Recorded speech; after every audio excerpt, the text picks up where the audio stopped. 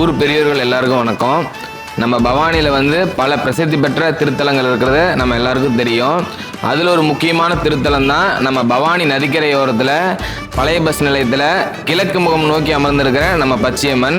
இந்த அம்மனுடைய தனிச்சிறப்பு என்னன்னு பார்த்தீங்க அப்படின்னுச்சுன்னா, மனமுருகி குழந்தை மரம் வேண்டி இங்கே வந்து வேண்ட தம்பதியினருக்கு குழந்தை வரம் வந்து அருள்வாங்க.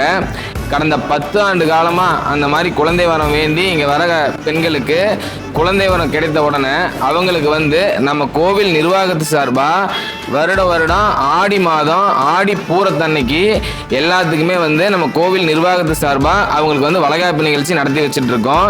இது வந்து அம்மனே அவங்களுக்கு வந்து வளைகாப்பு நிகழ்ச்சி நடத்துகிறதா கர்ப்பிணி பெண்கள்லாம் வந்து உணர்றாங்க. அந்த அன்னைக்கு வந்து குழந்தை வரம் வேணும் அப்படின்னு நினைக்கிறவங்களும் இங்கே வந்து அம்மன் கிட்ட வந்து மனமுருகி வேண்டிக்கிட்டா கண்டிப்பாக வந்து அவங்களுக்கு குழந்தை வரம் கண்டிப்பாக கிடைக்கும். இந்த ஆடி மாதம் வந்து 5 வெள்ளிக்கிழமை பார்த்தீங்கன்னா அப்படின்னுச்சுன்னா அம்மனுக்கு வந்து சிறப்பு அலங்காரம் அபிஷேகம் எல்லாமே நடக்கும்.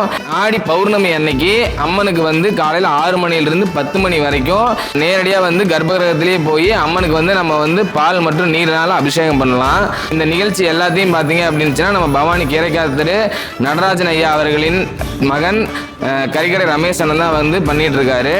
இந்த ஆடிப்பூரத்தன்னைக்கு வளைகாப்பு நிகழ்ச்சியில் கலந்துக்கூடிய பெண்கள் எல்லாருமே பார்த்தீங்க அப்படின்னுச்சுன்னா வர 18 7ஆம் தேதிக்குள்ளார முன்பதிவு பண்ணிக்கோங்க.